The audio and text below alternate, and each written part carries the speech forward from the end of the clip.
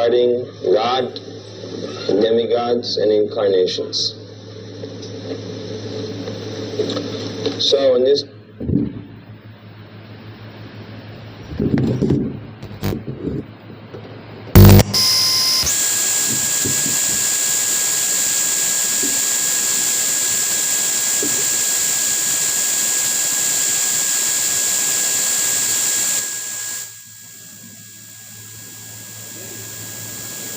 regard, you may see our altar tonight.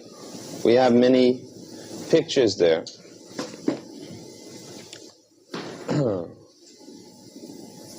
These personalities who are exhibited on our altar this evening are perhaps most often seen in people's homes. So we wanted to discuss a little bit with everyone here. What is their idea about who is the Supreme? Who is the Supreme Lord? Some people say one particular God. Another people say another. Some of them say everyone.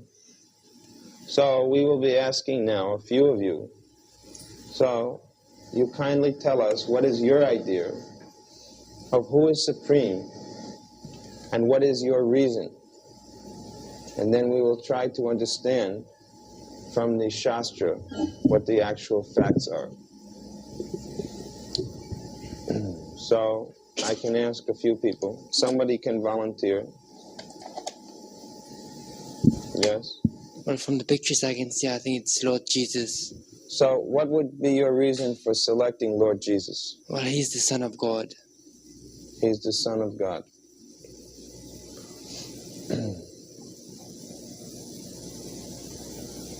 All right. Does anybody else have some choice?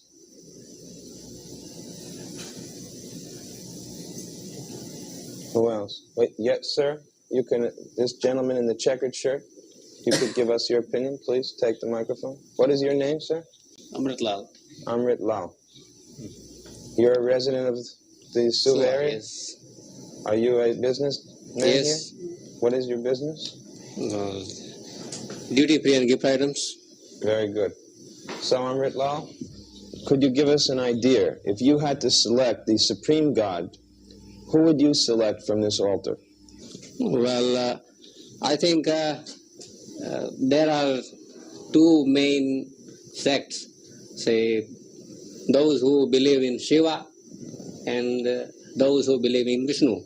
Yes, we have There are both of the their two- pictures. These two, Shiva, those who pray Shiva, and those who pray Vishnu are Vaishnava. Now, I think who- there's two ways. Now, you have to say which is your preference. Well, I prefer both. Very good. That's what we want to know tonight. Thank you very much, Amrit Lal. What is your good name, sir? Raman Lal. Raman. Same name. Are you related? No, not related. Raman Lal. Are you also a resident of Suva? Yes, Are you a businessman here? businessman. What is your business? Custom house agent. Oh, very important position. So, Raman Lal, could you give us an idea? If you were asked, who is the Supreme God? Lord Krishna is the Supreme God.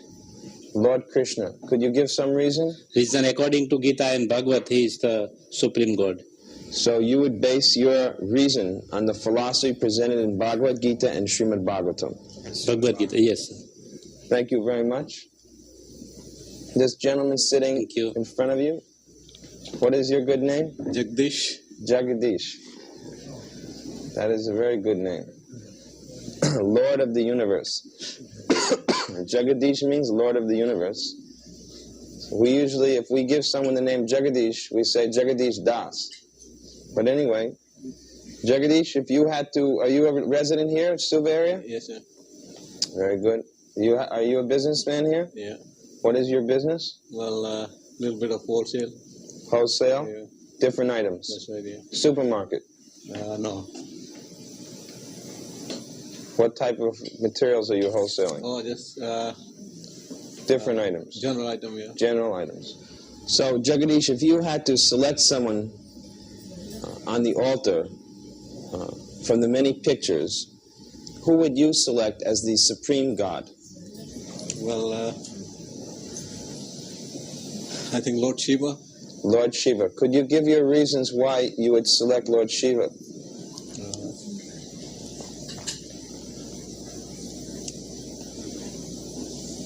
No particular reason, but I have heard that Lord Shiva is the most kind. Very merciful. Easily pleased. Have you been worshipping Lord Shiva for a long time? No, sir. Then how are you sure that he's the most merciful? Well, I have heard of. You've heard? Yes. Word of mouth. All right. That's good. Then, all right. If you had to select from these pictures who is God, who would you choose? I love all of them, but I know the Lord Krishna and Rama and Vishnu is the supreme God. You respect and love them all, but of all of them, you select three as supreme God. Yes. Lord Rama, Lord Vishnu, and Lord Krishna. Krishna, yes. All right. Then, what is your good name, sir? Nagin. So, Nagin, judging at all of the pictures on this altar, if you had to select a supreme God from amongst them, would you want to select any one in particular, or more than one, or all of them? Which would you do? Well, it is a little difficult to say that something is supreme or the other is supreme, but exactly I would not be able to say who is supreme. Difficult to say. That's all right. That is also an answer. Just like when you take these tests, you'll be asked to select choice A, B, C, and there's choice D, which is none of these, or none of the above. You'll find that in the Shastra, there are discussions between the guru and the disciple. And sometimes the disciple will say, I'm not sure. So that's also a genuine answer. Sir, could you give us your good name? Hasmukh is my name. All right. Hashmukh, are you a resident of Suva? Yeah, I am. And are you having any business here? Yeah, I'm in import and export trade. Very good. So, Hashmukh, if you had to select who is God from all of these pictures on the altar, who would you select? Brahma, I would say. You would say Brahma. Brahma, Vishnu, and Mahesh. You'll say all three. Yeah. One or three? Brahma is one. You'll take Brahma. Yeah. All right. Yes, there is a picture of Brahma there. He's shown on the top left hand. Would you like to give a reason for that? He's the creator of the universe. Because he's the creator of the universe. All right, Hashmukh. Thank you very much. The lady there, yes?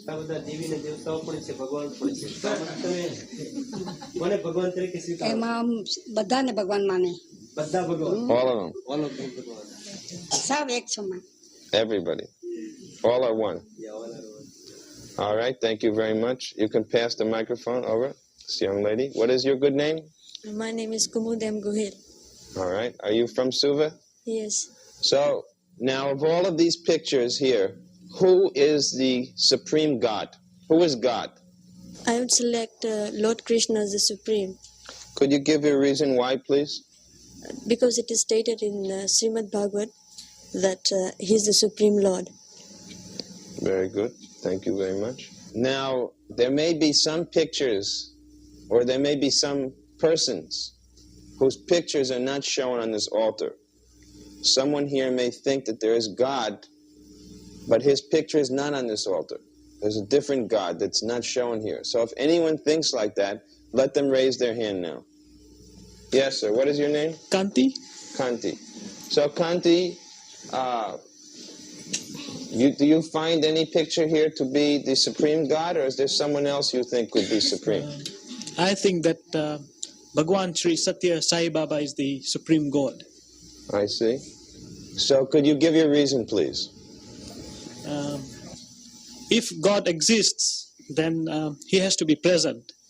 And Bhagwan Sri Satya Sai Baba is present at the moment in India. But we are all present also. Yes, but he can do things that we cannot do. Such as, please? He is able to create things. He's able to perform miracles. He creates what kind of things?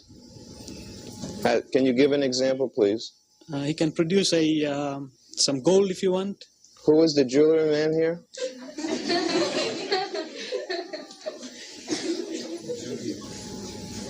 You have a jewelry shop? Do you have any gold in your shop? So, is he God? No, he is not God, but he only works on gold, but Sai Baba can produce gold. But the result is the same. Both of them have gold, correct? Yes, but if I went to Mr. Jogia and if I asked him for an ounce of gold, he won't give it to me. But if you went to Sai Baba, he would give you an ounce of gold. So this makes him God? Makes him God. Any other reasons? If you have got any problems like any disease or anything like that, then if you go to him, if you have faith in him, then he can cure your disease. But hospitals are also doing that. Yes, but he can cure diseases which our doctors cannot. Such as, please? Cancer. Has he cured the disease called death?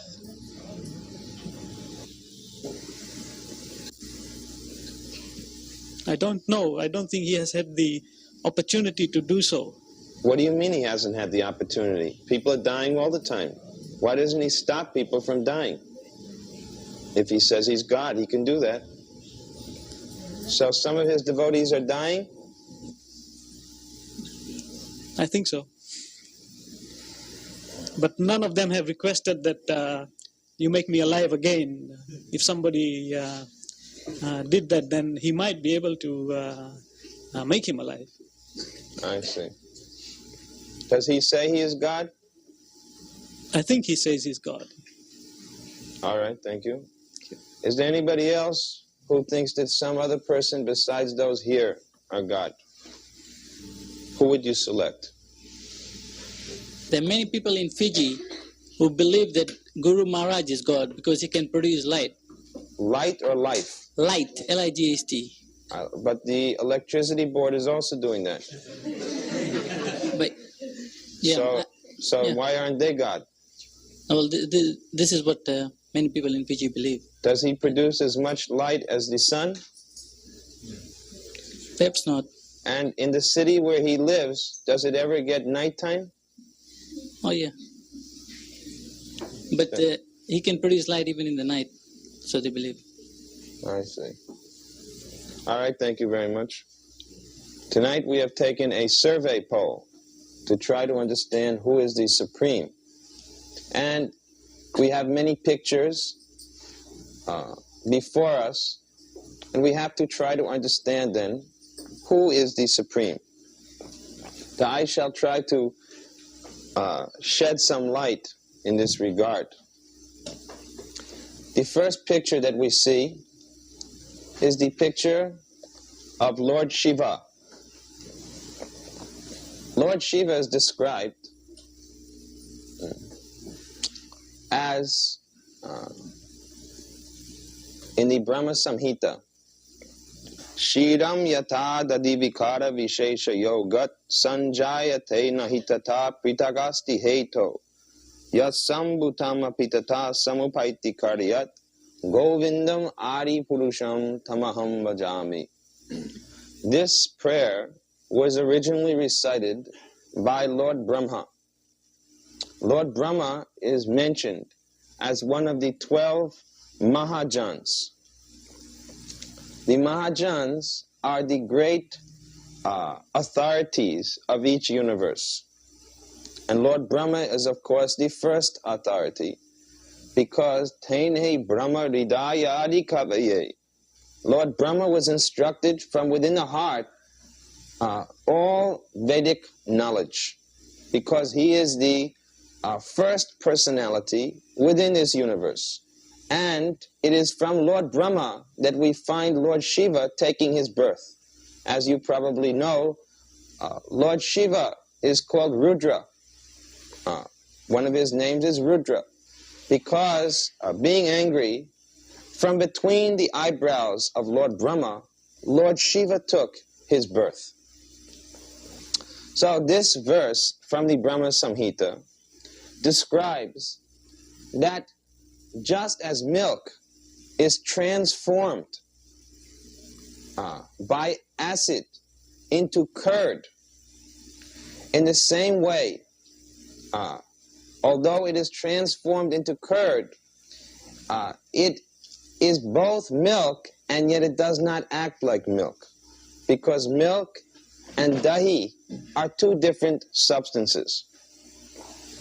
In the same way, for the purpose of destroying the universe, Lord Krishna, Govinda, transforms himself into Lord Shiva.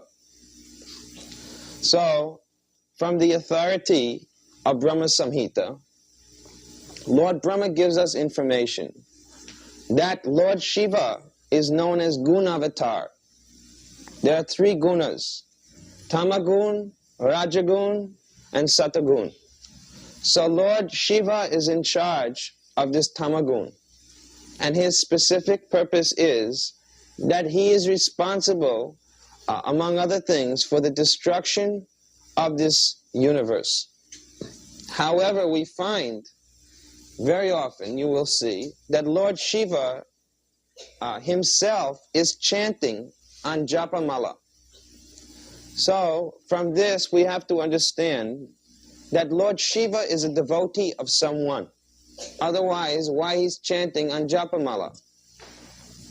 So, we'll find from Srimad Bhagavatam that Lord Shiva is actually worshipping Shankarshan, the Supreme Personality of Godhead. And Lord Shiva actually prays, Aradhananam Sarvesham Vishnu Aradhanam Param Tasmat Parataram Devi Tadiyanam Samacharam. He says that of all the types of worship, the worship of Vishnu is the most superior. But even better than the worship of Vishnu is the worship of those things connected with Vishnu, just like the devotee, pure devotee of Vishnu or the Vaishnavas. So, from this description, we can understand that Lord Shiva is known as Param Vaishnava. He's the topmost worshipper, but he's never called the most worshipful. Someone has commented that they worship Lord Shiva because he is most merciful. In this regard, you must be familiar that Lord Shiva's another name is Ashutosh, because he is very easily pleased, but at the same time, he can also be very easily angered. There's one nice story which we will find, in which one big demon, who was a devotee of Lord Shiva, prayed that, my dear Lord Shiva, please grant me some boon. What is that boon? The boon is that whosever head I touch, that head shall fall off his body. So because he was a great devotee, Lord Shiva granted him this boon. And what did the demon do?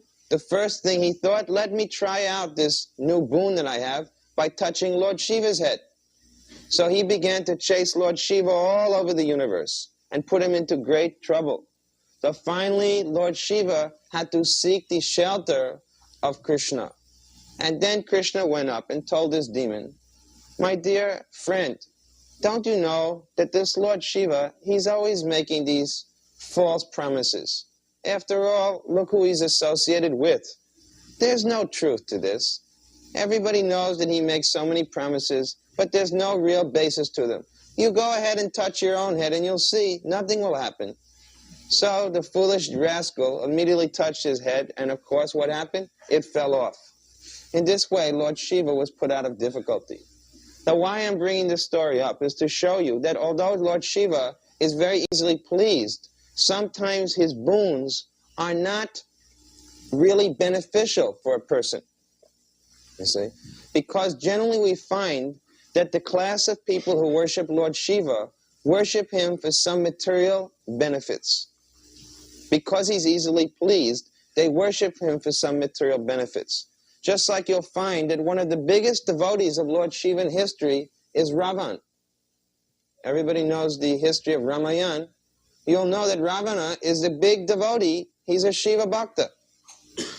But kindly note that when gradually at the end of Ramayana, when Ravana's life was put at risk by Lord Ram, could Lord Shiva save him? No. This means that when the Supreme Lord wants to kill someone, no one can save him. And when he wants to save someone, no one can kill him. This is actually the position of only God. So during this incident with Ravan, his good consort asked him, "My dear Shiva, Ravana is a great devotee of yours. Why don't you protect him from Ram?" And Lord Shiva's reply is, "What is the use? When God wants to kill someone, not even I can protect him." Well, there are many incidences and many authoritative statements by which we have to understand that Lord Shiva's specific powers are wielded within this material creation. We do not find them existing in the spiritual realm known as Vaikuntha Loka. His potencies are exercised within this material world. He is actually in charge of the destruction of this material creation. As such, he represents a particular part of the power of God. When we analyze the actual extent of Lord Shiva's potencies, we find that he does not possess 100% of the qualities of Godhead. There are 50 qualities which all living entities possess in a minute degree as part of the qualities of God. And Lord Shiva and Lord Brahma possess 55 of these qualities. But altogether, there are 64 qualities which make up the Supreme. Therefore, from a analytical point of view, we have to say that Lord Shiva cannot be called the Supreme Bhagavan, although sometimes he is addressed as Bhagavan because he is a great devotee of the Supreme Lord. Just like you'll find that even Narad Muni, who is another devotee of the Lord, is sometimes addressed as Bhagavan. This is to indicate great respect shown for a pure devotee of the Lord.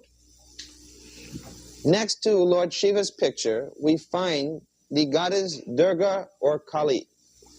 And in this regard, we have another statement from Brahma Samhita.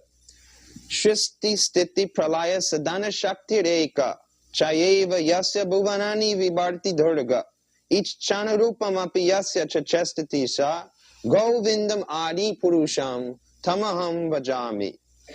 The external potency Maya, who is of the nature of the shadow of the Chit potency, is worshipped by all as Durga, the creating, preserving, and destroying agency of this mundane world. I adore the primeval Lord Govinda, in accordance with whose will Durga conducts herself. Durga is called as such because she is the keeper of the prison house. This material world is also known as Durga.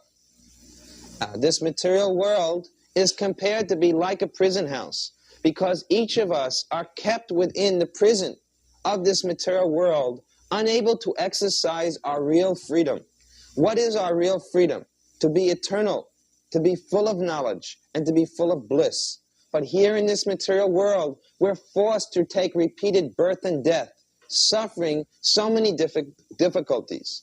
These difficulties are stated as Adhyatmic, Adivaitic, and Adidevic. Adhyatmic miseries means the miseries caused by the body and the mind. Adivaitic, this misery means miseries caused by other living entities.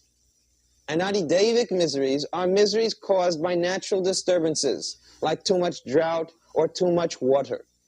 So all of us who live within this conditioned world are suffering these difficulties, and this is therefore called Durga, or the material prison house. This Durga, or material prison house, is under the control of Durga Devi, or goddess Kali. She is the material potency of the Lord. Maya dyakshena prakriti suyate sa charachanam hetunanena konteya jagat viparivartate. This material energy, known as Maya, or Durga, is creating all of the material bodies which exist within this world. But this material potency is working under my control, Krishna says. There are many such statements. Daivihi eshagunamahi mamamaya daratyaya mameva ye prapadyante mayamitam tarantite. This material nature, Maya, or prison house, is very difficult to get free from. But one who surrenders unto me, Krishna says, can easily cross beyond it. So actually, this Durga, goddess Durga, Kali, she is like the mother of the universe, and therefore she is worshipped by some as supreme. But we should always understand that although a mother gives birth to a child, it is the father who has to plant the seed in the mother before the child can be born.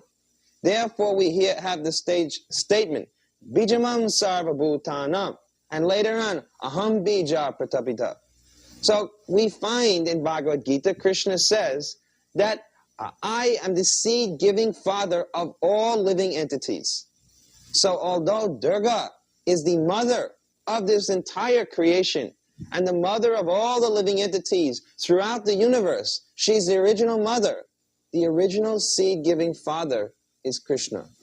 Therefore, it is not the mother ultimately who is responsible for the birth, but it is the father who plants the seed. So, from this we should understand that even goddess Kali or Durga is not free on her own. She also has to take instruction. She is also serving someone. You'll find that she cannot enter into the transcendental realm, but she has to stand from the outside looking in the spiritual world, because her realm of jurisdiction is only within this material world. Actually, she's a great devotee of the Lord, but she has a very thankless task. Just like the prison house keeper, no one really likes him, but actually, he's a very good servant of the state. So she is the dearmost servant of God, but she has a very thankless task. She has to keep the living entities within this material world. However, for one who surrenders unto the Supreme Lord Krishna, very easily, Mayamitam Tarantite, very easily, Goddess Kali or Durga will help this person to get out of the material world. That means that Maya has two forms, Yoga Maya and Maha Maya. This Yoga Maya means the internal potency, spiritual potency of the Lord, which serves the devotee. And the Maha Maya is the external manifestation of Yoga Maya, which keeps us within this material world. Naham prakasha sarvasya Yoga Maya samabrita mudoyam nabijananti lokamam ajamavyam. Krishna states that for those who are too materially attached, he covers them by this Yoga Maya covering, so that they cannot understand his supreme position. To the right, we can see the next picture is Lakshmi, the goddess of fortune. Many people worship Lakshmi Devi because they hope to get great wealth. Lakshmi, of course, is also known as Chanchala because she moves around very quickly. Therefore, we find that although people worship Lakshmi, how long they can stay wealthy for? As it is said, you come into this world naked and you have to leave naked without anything. So although you may be a very good devotee of Lakshmi, how long she can help you? As soon as you give up this body, you lose your big bank account. You lose your big house. You lose everything. So actually, Lakshmi is Chanchala. She will not stay with anyone unless they know this secret, that Lakshmi is controlled by one person. Who is that one person? His name is Lakshminath, the Lord of Lakshmi. And that personality is Narayan. We have seen in India that many large families, perhaps you have heard of the Birlas, you see, they're very great devotees of Lakshmi Narayan. And as a result, they are fabulously wealthy. They either worship Lakshmi Narayan, Sitaram, or Radha Krishna. I will gradually explain what the relationship is between these three. In any case, Lakshmi is described. Lakshmi sahasa satasam brahmasevyamanam govindam adi purusham tamaham vajami.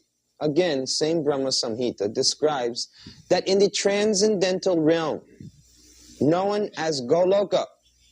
What is Goloka? Goloka is the highest planet in the spiritual world.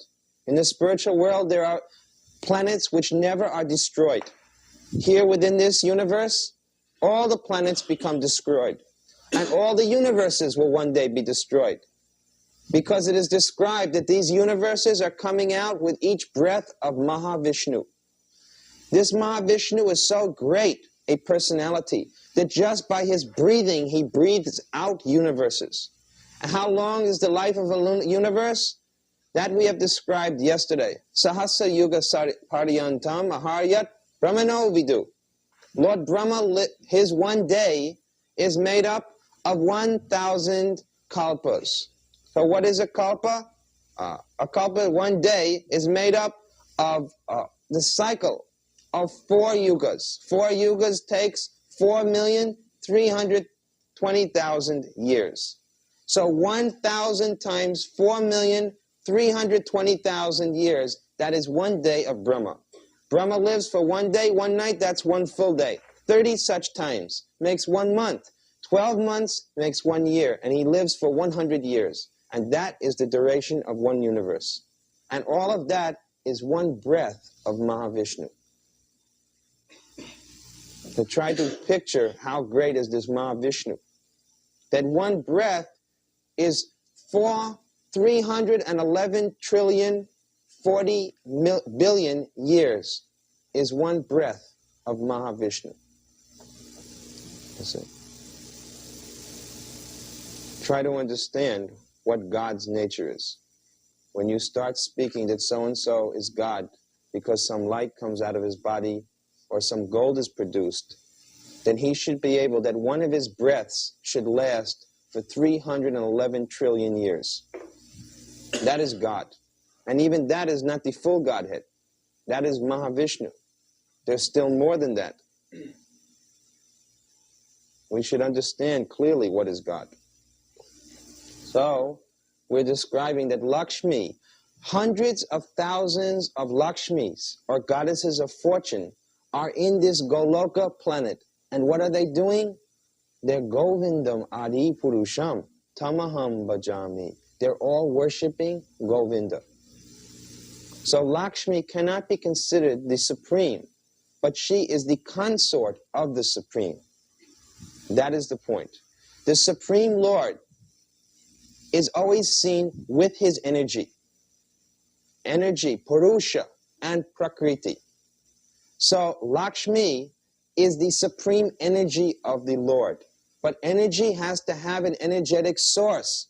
Just like light doesn't come of its own. Light has a source, the powerhouse. So similarly, Lakshmi has a source, and that source is the Supreme Lord. Govindam Adi Purusham Tamaham Bhajami. So one who wants to satisfy Lakshmi simply has to satisfy her master.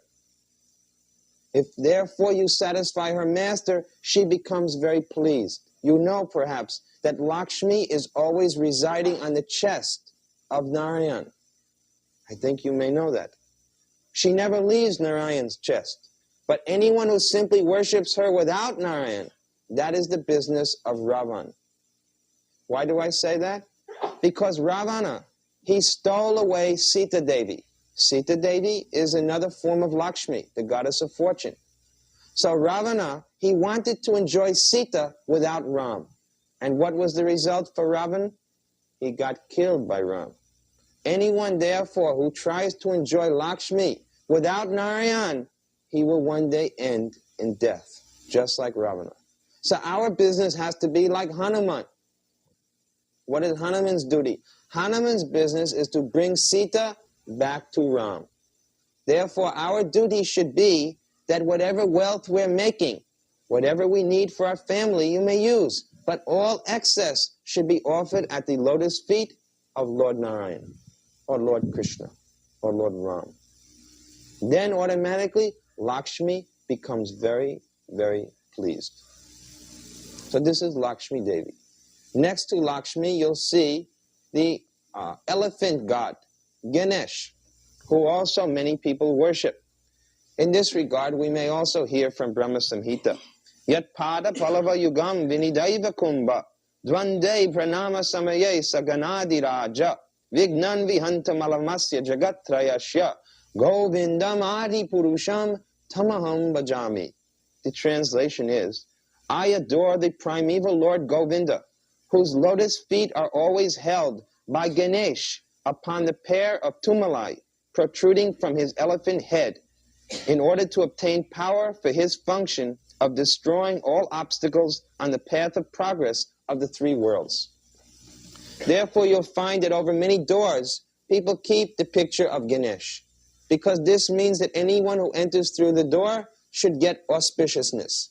But here we find in Brahma Samhita that Lord Ganesh, who has this two tumalai protruding from his head, he keeps Govinda or Krishna's lotus feet resting upon this tumalai. You may not see that in the picture, but this is the verse from Brahma Samhita. Let us understand that these artists are not always fully realized. Many times they're painting so many concocted things. But the actual statement is by hearing, you see. Shastra Chaksu. What does Shastra Chaksu mean? It means you have to see, not with these eyes, but with the eyes of Shastra. We have to hear. Hearing is more important than seeing. At nighttime when you're lying in bed and a thief comes into your house to steal something, will you see him?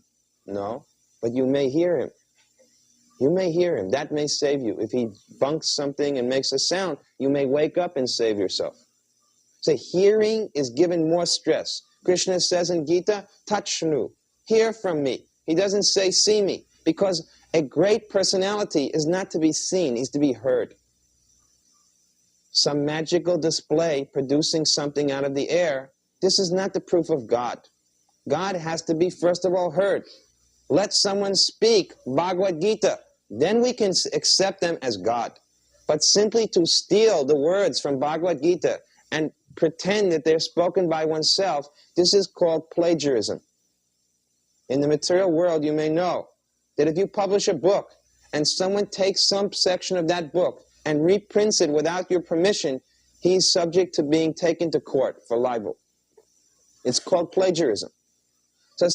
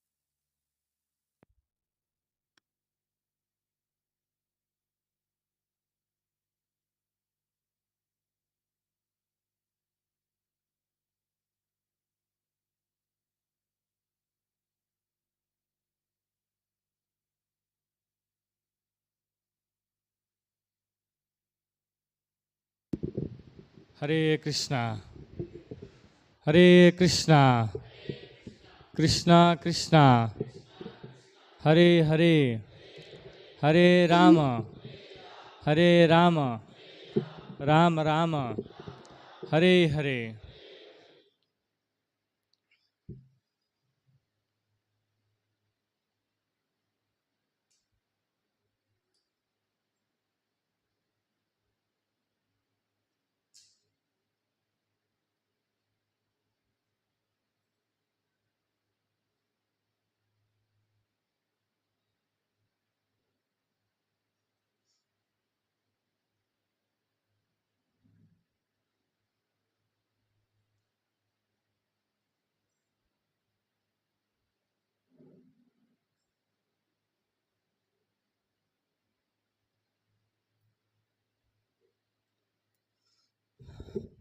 तोड़ भजन गायिकी आम श्रील तमाल कृष्ण गोस्वामी महाराज गुण कीर्तन करवा।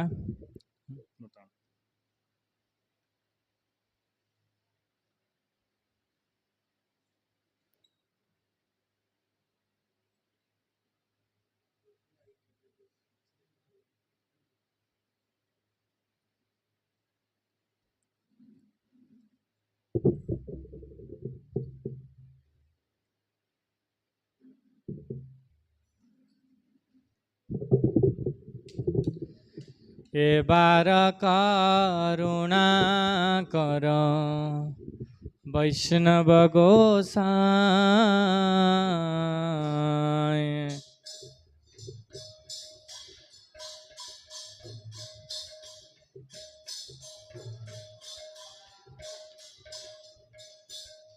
ए बार करुणा कर वैष्णव गोसाई।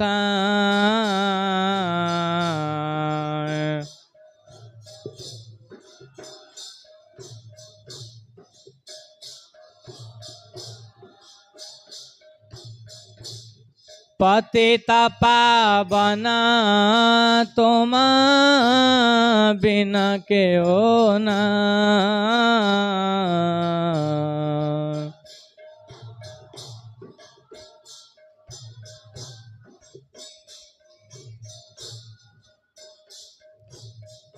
पतित पावन तुम बिन के हो न।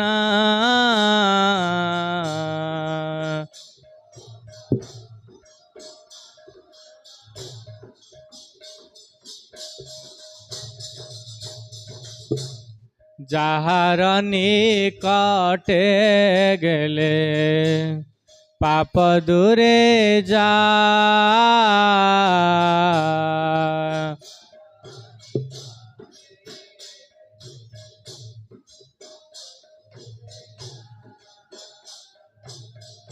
যাহার নিকটে গেলে পাপ দূরে যায়।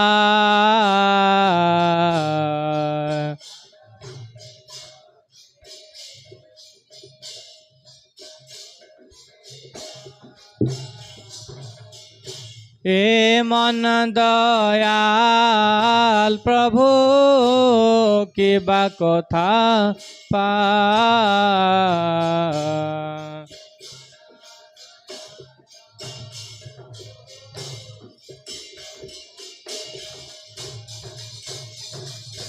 গঙ্গার পরশ হইলে পাশ্চাত্য পাব।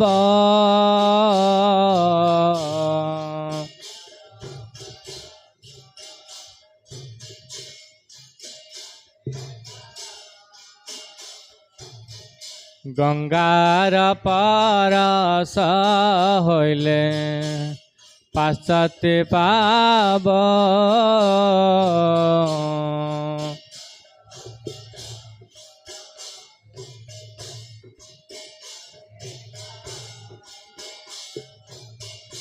দর্শনে পবিত্র করো এ তোমার গুণ।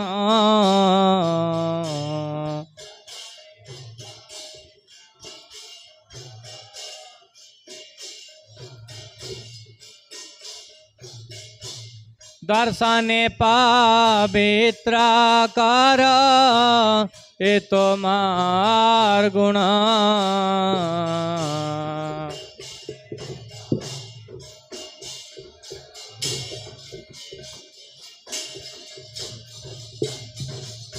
हरि स्थाने अपराधे तारे हरि नाम।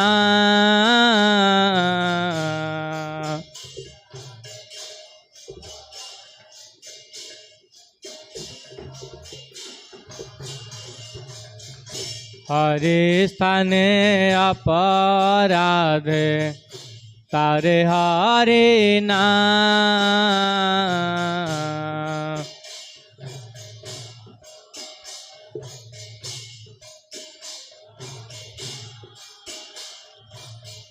तोमार स्थाने अपराधे नहीं परित्राण।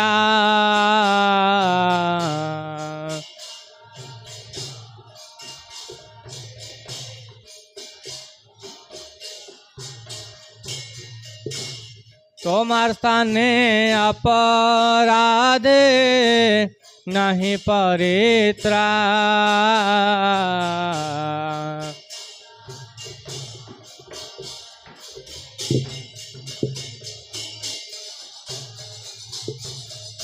तुम्हारा हृदय सदा गोविंद विश्राम।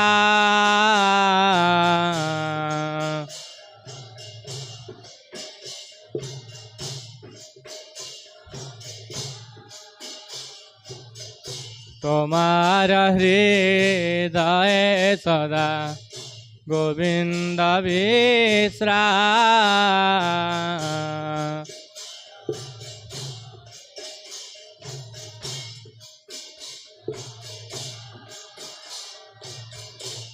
गोविंद का है नाम वैष्णव परा।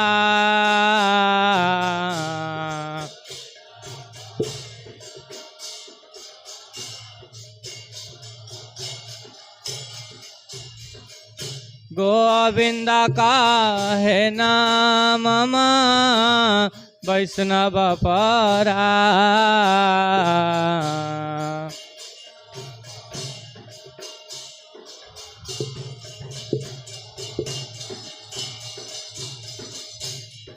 बार करुणा कर वैष्णव गोसाई।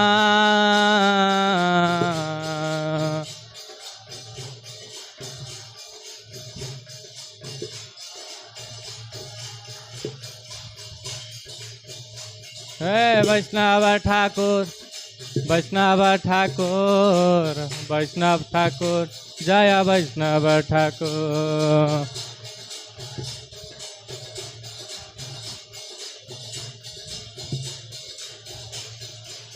जय तमाल कृष्ण गोस्वामी वैष्णव ठाकुर। तमाल कृष्ण गोस्वामी वैष्णव ठाकुर।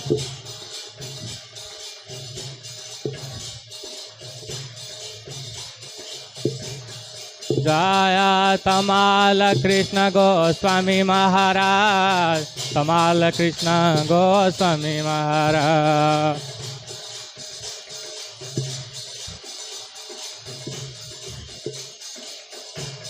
जय जय प्रभुपाद प्रभुपाद प्रभुपाद जय जय प्रभुपाद।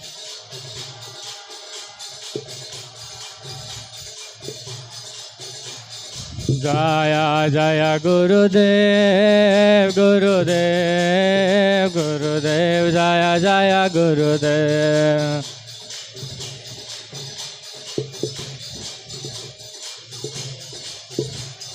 निताय गौर हरि बोल हरि बोल हरि बोल। निताय गौर हरि बोल।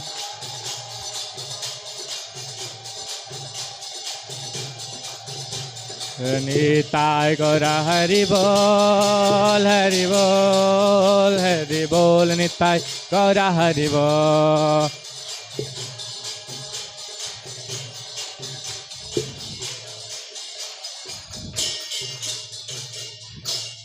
जय श्री तमाल कृष्ण गोस्वामी महाराज की जय श्री तमाल कृष्ण गोस्वामी महाराज व्यास पूजा महामहोत्सव की जय श्री तमाल कृष्ण गोस्वामी महाराज शुभाविर्भाव तिथि महामहोत्सव की गौर प्रमानंदे। ओम नमो भगवते वासुदेवाय। ओम नमो भगवते वासुदेवाय। ओम नमो भगवते वासुदेवाय। नमो विष्णुपादाय कृष्णा प्रेष्ठाय भूतले श्रीमते भक्ति वेदांत स्वामिनिति नामिने। नमस्ते सारस्वती देवे गौरवाणी प्रचारिणे निर्विशेष शून्यवादी पाश्चात्यदेशतारिणे। नमो विष्णुपादाय कृष्णा प्रेष्ठाय भूतले श्रीमते तमाल कृष्णा गोस्वामी इति नामिने। वंशाकल्पतरुभ्यश्च कृपा सिन्धुभैव च